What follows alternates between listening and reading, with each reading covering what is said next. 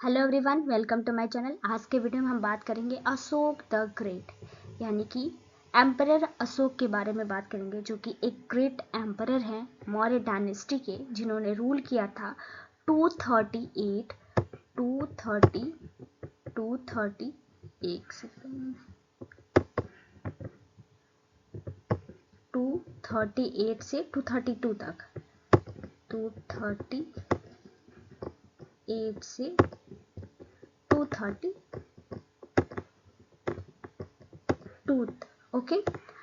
अशोक का जन्म जो कि पाटलिपुत्र में हुआ था, जो कि प्रेजेंट में पटना में है। उनके फादर का नाम बिंदुसार था, यानी कि चंद्रगुप्त मौर्य फाउंडर है मौर्य डायनेस्टी के। उसके बाद उनके बेटे बिंदुसार, बिंदुसार के बेटे अशोका, यानी कि कह सकते हैं ग्रैंडसन है अशोका किसके, चंद्रगुप्त मौर्य के। ओके। अशोक जो है वो उनका जो चाइल्डहुड है वो अगर देखा जाए तो वो ज़्यादा से ज़्यादा स्पेंड किए हैं उज्जैन और तक्षशिला में, यानी कि सारी अगर देखा जाए पढ़ाई लिखाई हर एक चीज़ उनका बचपन उज्जैन और तक्षशिला में बीता था। और जो है उन अशोक देखेंगे कि कैसे अगर देखा जाए तो बहुत सारे ऐसे वॉर थे, मेजर वॉर थे जिसमें इन्होंने हासिल की थी जीत। लेकिन एक ऐसा मोमेंट आया, एक ऐसा कह सकते हैं एक ऐसा मतलब कि होता है ना कि मोमेंट आया जिसकी वजह से जो अशोक का जो दिल है बहुत ही ज़्यादा मतलब चेंज हो गया, बहुत ही ज़्यादा वो चेंजेस हो गया। अगर देखा जाए कलिंग वॉर के बाद, कलिंग के वॉर, क्योंकि एक ऐसा क्रूर वो था, एक ऐसा मतलब ब्रूचुअल कन्क्वेस्ट था। उन्होंने मतलब कि उन्होंने अशोका क्या करना चाहते थे, कन्क्वेस्ट करना चाहते थे कलिंग को। और मतलब कि लेकिन वो जीत जाते हैं, लाखों लोग मारे जाते हैं, लाखों लोग घायल भी होते हैं। लेकिन बाद में उनको ये रियलाइज होता है, नहीं, ये जो मुझे हासिल हुई है जीत, वो एक होता है कि एक बहुत लाखों लोगों के लाशों से गुजरने के बाद मुझे मिला। इसी बात से वो डिसाइड कर लेते हैं कि वो क्या करेंगे, बुद्धिज़्म में कन्वर्ट होंगे। और उसके बाद से वो ये भी शपथ लेते हैं कि कभी वो जीवन में अपने आज के बाद से कभी भी ना वॉर में लड़ेंगे, ना वॉर का हिस्सा बनेंगे, और न ही कभी जीवन में ऐसी कुछ लड़ाई लड़ेंगे जिसकी वजह से लोगों की जान जाए, लोगों की लाशों से होकर गुजरना पड़े। ठीक है, तो ये सारे जो है आज देखेंगे, इसी वीडियो में हम देखेंगे। और ये भी देखेंगे कि उनका इकोनॉमिक सिस्टम कितना शानदार था, पॉलिटिकल सिस्टम में उन्होंने क्या क्या चेंजेस किए, कैसा कैसा उनका मतलब कि सारे चीज़ें जो थी पॉलिटिकल में वो कैसा सिस्टम था, एडमिनिस्ट्रेटिव सिस्टम देखेंगे, कल्चर कंट्रीब्यूशन देखेंगे उनका, और रिलीजन में क्या क्या कंट्रीब्यूशन था उनका। ये सारी जो चीज़ें हैं वो आज के टॉपिक में कवर करेंगे। तो स्टार्ट करते हैं टॉपिक। Introduction of Ashoka. मैंने पहले बताया अशोक एक ऐसे ग्रेट, एक ऐसे महान मौर्य एम्पायर के रूलर थे जो मतलब कि उनका जो है उनका नाम ही सदियों तक गिना जाएगा। मतलब इतना वो मतलब इतना अच्छा उन्होंने काम किया था। बहुत सारे ऐसे वॉर थे उन्होंने लड़ा था, जीता था। रिलीजन देखा जाए, कल्चर देखा जाए, आर्किटेक्चर देखा, उन पर बहुत सारे इनके वर्क रहे हैं। इन्होंने इम्प्लीमेंट किया सेंट्रलाइज और एफिशिएंट एडमिनिस्ट्रेटिव सिस्टम को इम्प्लीमेंट किया। और मतलब कि इनके इकोनॉमिक, पॉलिटिकल, एडमिनिस्ट्रेटिव एस्पेक्ट को इस वीडियो में हम क्या करेंगे, ब्रीफली हम देखेंगे और मतलब कि जानेंगे कि इनका जो इकोनॉमिक में क्या रोल है, पॉलिटिकल और एडमिनिस्ट्रेटिव सिस्टम में इनका क्या क्या रोल है। तो देखते हैं इकोनॉमिक सिस्टम। इकोनॉमिक सिस्टम जिसमें आता है एग्रीकल्चर। एग्रीकल्चर जो है वो किसी भी इकोनॉमी का बैकबोन होता है।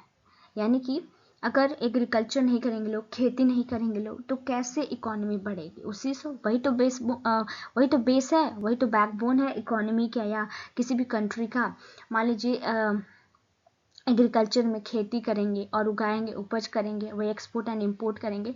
तो वही मतलब कि जो अगर देखा जाए मौर्य साम्राज्य में, मौर्य एम्पायर में एग्रीकल्चर इकोनॉमिक सिस्टम वहाँ की बहुत ही शानदार थी, बहुत ही शानदार। और जो भी इसको देख रेख करते थे उनको सीधा अध्यक्ष भी कहा जाता था।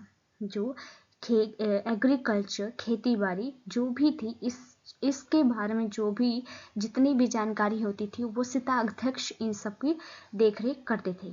अब ट्रेड एंड कॉमर्स देखा जाए, ट्रेड एंड कॉमर्स जो है वो पन्य अध्यक्ष जो रहते थे उसको रेगुलेट करते थे और मैनेज करते थे कॉमर्स एंड मार्केट को, यानी कि जितने भी एग्रीकल्चर, ट्रेड एंड कॉमर्स, इनके सबके एक होता है ना ऑफिशियल बना दिया गया था। यानी कि जो अशोका है उन्होंने क्या, अशोक जो है उन्होंने क्या किया था, एक हर चीज़, हर फील्ड में, इकोनॉमिक सिस्टम में भी देखेंगे, पॉलिटिकल देखेंगे, एडमिनिस्ट्रेटिव सिस्टम, यानी कि हर चीज़ में, हर फील्ड में एक ऐसा ग्रुप ऑफ पीपल, एक ऐसा ऑफिशियल बना दिया गया कि वो लोग क्या करते थे, हर चीज़ की देखभाल करते थे। तभी ना यहाँ के लोग बहुत शांति से रहते थे। यहाँ की एडमिनिस्ट्रेटिव सिस्टम बहुत शानदार थी, इकोनॉमिक सिस्टम बहुत शानदार थी, यहाँ के पॉलिटिकल अगर देखा जाए तो हर एक चीज़ बहुत ही गजब, बहुत शानदार था। कॉमर्स की बात की जाए तो वही पन्ना अध्यक्ष थे जो ट्रेड को रेगुलेट करते थे और इसके साथ साथ मैनेज करते थे कॉमर्स एंड मार्केट को। टैक्सेशन जो होता है, वसूली, टैक्सेस वगैरह जो कलेक्ट किया जाता था, ऑफिशियल जो होते थे, उन्हें हम यहाँ पे शुल्का अध्यक्ष भी बोलते थे। यहाँ पे देखिए शुल्का अध्यक्ष भी क्या करते थे, बोलते थे शुल्का अध्यक्ष, जो कि टोल्स, और अगर हम देखा जाए यहाँ पे जो अचपतालक्ष जो है, यहाँ पे जो आप प्रोनाउंस कर लीजिएगा, वो अकाउंट करेंसी का देखभाल करते थे। वो सब सारे, ये सब सारी चीज़ें ये देख रेख करते थे। ओके, अब माइनिंग एंड मेट्रोलॉजी देखा जाए, जो कि खनन और धातु कर्म वगैरह होते हैं, इन सब एक्टिविटी जो मैनेज करते थे उन्हें अग्राध्यक्ष भी कहते थे, अग्राध्यक्ष भी कहा जाता था। ओके, अब हम देखते हैं पॉलिटिकल सिस्टम। यहाँ सेंट्रलाइज अथॉरिटी, यानी कि डिसेंट्रलाइज, यहाँ पे जो अथॉरिटी, सेंट्रलाइज अथॉरिटी मतलब वो कहती है कि यहाँ की गवर्नेंस जो है वो बहुत ही शानदार थी। एक ऐसी सेंट्रलाइज फॉर्म ऑफ गवर्नेंस थी जो अशोक मेंटेन करता था, जिसमें जो किंग है वो एक सुप्रीम अथॉरिटी है। सेंट्रलाइज मतलब जो सारा पावर है, पॉलिटिकल जो जितना भी पावर है, कुछ भी मतलब कि डिसीजन लेने का, कुछ भी करने का, वो क्या है, किंग के हाथ में है। किंग ही सबसे सुप्रीम अथॉरिटी है और अशोक जो है वो किंग है और उसके हाथ में सारे सेंट्रलाइज पावर थे और सबको वो मेंटेन करता था। बाकी जो उसके सब ऑर्डिनेट थे वो राजा का बात मानते थे और राजा जैसा डायरेक्शन देता था वो उसी डायरेक्शन में काम करते थे। और किंग के अंडर जो है वो काउंसिल ऑफ मिनिस्टर होते थे, जिसमें से वो असिस्ट बाय काउंसिल, यानी कि काउंसिल ऑफ मिनिस्टर किससे असिस्ट होते थे, काउंसिल से, जिसे हम मंत्री परिषद भी कहते हैं, जिसमें इंक्लूडिंग जो हायर रैंकिंग देखा जाए उसमें मंत्री का जो चीफ मिनिस्टर था उसमें सबसे उसकी हाई रैंकिंग होती थी।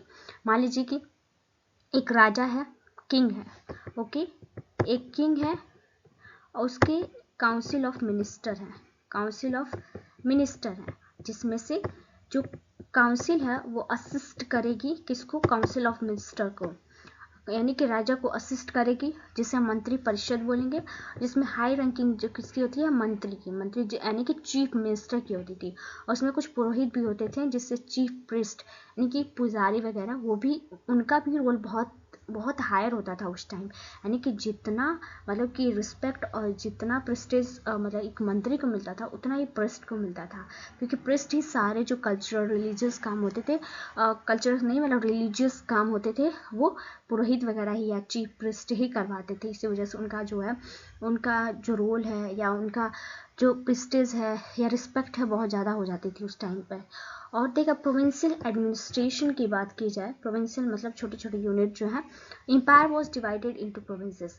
इस टाइम अगर देखा जाए एक कंट्री है, ठीक है, एक कंट्री है और प्रोविंसेस है, प्रोविंसेस यूनिट में बताते, जैसे स्टेट, स्टेट के अंदर डिस्ट्रिक्ट, ठीक है, डिस्ट्रिक्ट के अंदर जो छोटे मोटे गांव वगैरह है, टाउन्स वगैरह है, ऐसे करके वहाँ पे डिवाइड कर दिया गया था उस टाइम पर, ठीक है। और ईच गवर्न एक प्रिंस होता था और एक रॉयल फैमिली मेंबर होती थी जो उस मतलब कि प्रोविंस को संभालती थी, और मतलब कि जो भी कुछ कमी रहती थी या कुछ भी ज़रूरत पड़ती थी, हर एक चीज़ टैक्सेशन से लेकर हर एक चीज़ वहाँ पे जो है रॉयल फैमिली ही देखते थे या प्रिंस ही देखते थे उस प्रोविंस में।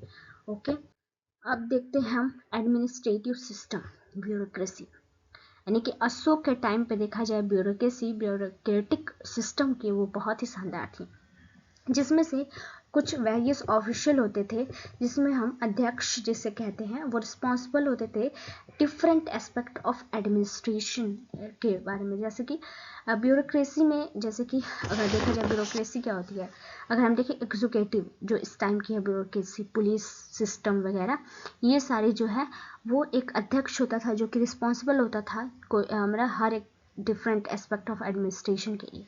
लोकल एडमिनिस्ट्रेशन यानी कि जो प्रोविंसेस वगैरह थे, मैंने बताया कि जो पहली बात तो एक पूरा राज्य होगा, ठीक है, उसमें से जो राजा था वो क्या करते, डिफरेंट प्रोविंसेस में उसको डिवाइड करते। अब जो डिफरेंट प्रोविंसेस है वो लोकल एडमिनिस्ट्रेशन के अंदर आ जाते थे। तो विलेज हैड सिग्निफिकेंट ऑटोनॉमी, यानी कि वही जो लोकल एडमिनिस्ट्रेशन है वो विलेज ही है, जिसमें लोकल ऑफिशियल जो होते हैं ग्राम का, जिसे विलेज हेड बोलते हैं, या प्रदेशी का प्रोविंशियल गवर्नर जो होता था, ये सारे लोग वहाँ पे इन सारे लोकल एडमिनिस्ट्रेशन को संभालते थे। अब मिलिट्री मान लीजिए बाहरी आक्रमण कोई कर दिया, ये तो ब्यूरोक्रेसी और लोकल एडमिनिस्ट्रेशन हो गया कंट्री के अंदर संभालने की, लेकिन जो मिलिट्री होती थी वो खासकर कमांडर इन चीफ यानी सेनापति होते थे, वो मैनेज करते थे मिलिट्री को, इंक्लूडिंग इन्फेंट्री होती थी, क्लैवरी होती थी, चिरॉट्स, एलिफेंट्स एंड नेवी, यानी कि घोड़े, हाथी, जितने भी ये सब घोड़सवारी, नेवी, एलिफेंट्स, हर एक चीज़ उसमें इंक्लूडेड रहते थे मिलिट्री में। मान लीजिए कोई एक्सटर्नल कोई भी हमला हो जाता है या बाहरी आक्रमण हो जाता था, तो ये मिलिट्री जो है वो मैनेज करती थी, यानी कि वो बचाती थी अपने राज्य को, अपने कंट्री को, अपने किंग को। ओके, तो आप देख सकते हैं अशोक टाइम में कितनी शानदार एडमिनिस्ट्रेटिव सिस्टम थी। अब देखते हैं culture contribution art and architecture में। अशोक का रीजन जो है वो फ्लरिश हुआ आर्ट और आर्किटेक्चर के लिए। उसने एक कंस्ट्रक्शन, मतलब बहुत सारे ऐसे स्तूपा हो गए जिसका कंस्ट्रक्शन करवाया, जिसे कॉमेमोरेटिव वर्नल माउंट्स भी मतलब कि कहा जाता था। स्तूपा मतलब उन्होंने बनाया जैसे बुद्ध भगवान के जितने भी मतलब होता ना कि अगर हम देखें बुद्ध भगवान ही स्तूप में रहते हैं ना, तो उन्हीं के लिए स्तूपा, यानी कि उन्होंने क्या किया, इसलिए उसने स्तूपा पे ज़्यादा ध्यान दिया क्योंकि उन्होंने क्या किया था, बौद्ध धर्म को अपना लिया था। ठीक है, बहुत सारे ऐसे मॉनेस्ट्रीज थे, स्तूपा थे, उन्होंने कंस्ट्रक्ट करवाया था। फेमस जो अशोका पिलर है जो कि इंस्क्राइब और एडिक्ट, मतलब कि बहुत सारे ऐसे मॉडर्न आर्ट्स के एग्जाम्पल लेके, मतलब आज के टाइम पे अगर अशोका पिलर देखा जाए, अशोक स्तंभ, तो वो अशोक का ही पिलर, अशोक के टाइम का ही पिलर्स है, जिसको इस टाइम पे हम अशोक स्तंभ मतलब कि एक चिन्ह के रूप में हम उसे क्या एक अडॉप्ट किए हुए हैं, एक लिए हुए हैं। तो ये सब मौर्य युग एक बहुत बड़ा आर्ट था, आर्किटेक्चर उस टाइम की सबसे शानदार आर्किटेक्चर थी।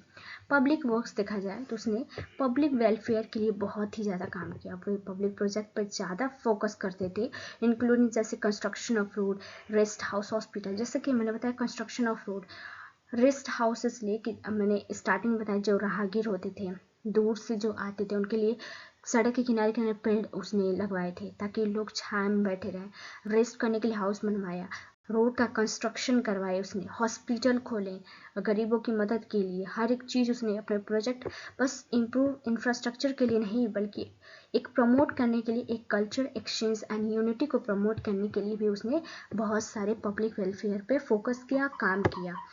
ओके, अब रिलीजियस कॉन्ट्रीब्यूशन, बुद्धिज्म इसलिए इन्होंने ज़्यादा फोकस किया क्योंकि जो अशोक थे उन्होंने बाद में क्या कर लिया था, बहुत धर्म अपना लिया, अडॉप्ट कर लिया था। तो अशोका इसलिए उनको जाना जाता है सबसे ज़्यादा क्योंकि उन्होंने बुद्धिज्म कन्वर्जन कर लिया और इसके बाद से उसको स्प्रेड भी किया और मतलब टीचिंग, मतलब स्प्रेड इट्स टीचिंग, यानी कि बुद्धिज्म को फैलाया भी। और जैसे कि अगर देखा जाए तो ये सारे चेंजेस कब आए, कलिंग वॉर के बाद। कलिंग वॉर जब अशोक ने लड़ा था उसके बाद से लाखों लोग मारे गए थे, लाखों हजार मतलब लाखों लोग मारे गए, लाखों लोग घायल हुए। तो उसके बाद से उसको लगा कि नहीं ये गलत है, उसके एक बदलाव आया अशोक में। तो उन्होंने सोचा कि जो उनकी एडॉप्टेड पॉलिसी थी कन्क्वेस्ट बाय धर्म, तो उसके बाद ये पॉलिसी उन्होंने कन्क्वेस्ट बाय धर्म, तो ठीक है, उन्होंने बाद में ये पॉलिसी अडॉप्ट की, राइटनेस, यानी कि अब सत्य के मार्ग पर चलेंगे। तो इसी वजह से उन्होंने क्या किया था, बहुत सारे बुद्धिस्ट मिशनरीज थे वेरियस रीजन यानी कि वेरियस स्टेट वेरियस कंट्री में उन्होंने भेजा था किसको, बुद्धिज़्म को स्प्रेड करने के लिए, बुद्धिज़्म की जो भी टीचिंग्स है उसको फैलाने के लिए, इंक्लूडिंग जैसे श्रीलंका, सेंट्रल एशिया, ये सारे जगह पर बुद्धिज़्म को फैलाने के लिए उन्होंने बुद्धिस्ट मिशनरीज को भेजा था। अब पॉलिसी ऑफ धाम क्या है, देखा जाए अशोक ने प्रमोट किया पॉलिसी ऑफ धाम, जिसमें कुछ एम्फसाइज इथिकल बिहेवियर, जैसे कि इथिकल बिहेवियर होता है धाम में, नॉन वायलेंस की बात करता है, respect of all religion. Policy of Dhamma की सबसे बेस्ट बात यही थी कि वो बोलता है, पहली बात तो हम क्या करेंगे, एक एथिकल बिहेवियर मतलब होना चाहिए कि इंसान में, और नॉन वायलेंस यानी कि किसी को किसी पक्षी पशु जानवर या इंसान किसी को कष्ट नहीं देना है, किसी को हानि नहीं पहुंचानी है, यानी कि नॉन वायलेंस, जो महात्मा गांधी अभी इस टाइम अगर मॉडर्न में देखा जाए तो वही वाली पॉलिसी है, नॉन वायलेंस अशोक में भी देखा गया। और ये बस बुद्धिज़्म का ये मतलब नहीं है कि हम बुद्धिज़्म के रिस्पेक्ट करेंगे, बुद्धिज़्म के अलावा अगर सारे रिलीजन, हिंदू मुस्लिम जैन सिख जो कोई भी है, क्रिश्चियन, हम सबका क्या करेंगे, रिस्पेक्ट करेंगे, सारे रिलीजन की रिस्पेक्ट करेंगे। और उस मतलब कि पॉलिसी ऑफ धाम का यही एम था कि हम क्रिएट करेंगे हारमोनियस सोसाइटी, जिसमें सबकी हम की एक भावना होगी, सबकी एकता की, यूनिटी की भावना होगी, जेलस का जो है वो नामो निशान नहीं होगा, लड़ाई झगड़े बिल्कुल नहीं होंगे, और इनकरेज करेंगे एक टॉलरेंस, एक ऐसी अंडरस्टैंडिंग, मतलब सोसाइटी के जो डिफरेंट रिलीजन कल्चर के रूप में एक मतलब होता है ना कि डिफरेंट कल्चर ग्रुप के लोग हैं, अलग अलग कल्चर के लोग हैं, एक ही मतलब कि ग्रुप में, एक ही जगह, एक ही कम्युनिटी में रह गए, उनको एक मतलब कि सब में क्या हो, एक यूनिटी की भावना, एक ऐसा मतलब कि ऐसी भावना हो जिससे लोग क्या हो, एक दूसरे से जेलेसी या द्वेष की भावना ना रखते हो, एक ऐसी हारमोनियस सोसाइटी हो जिसमें सब सुखी हो, सब अच्छे से रहते हो। तो ये सारी बातें हमने आज के वीडियो में अशोक के बारे में हमने क्या किया, अशोक के जितने भी political, economic, administrative, religious, culture जो भी कंट्रीब्यूशन है हमने आज के वीडियो में कवर किया। अगर वीडियो अच्छा लगे तो प्लीज़ लाइक करें, सब्सक्राइब करें, वीडियो को फॉलो जरूर करें, और आप मुझे कमेंट में भी बता सकते हैं कि किस टॉपिक पे मुझे वीडियो बनाना चाहिए। अगर आपको अच्छा लगे तो प्लीज़ मुझे सजेस्ट कर सकते हैं। तो आज का वीडियो यहीं ख़त्म होता है, तो थैंक यू।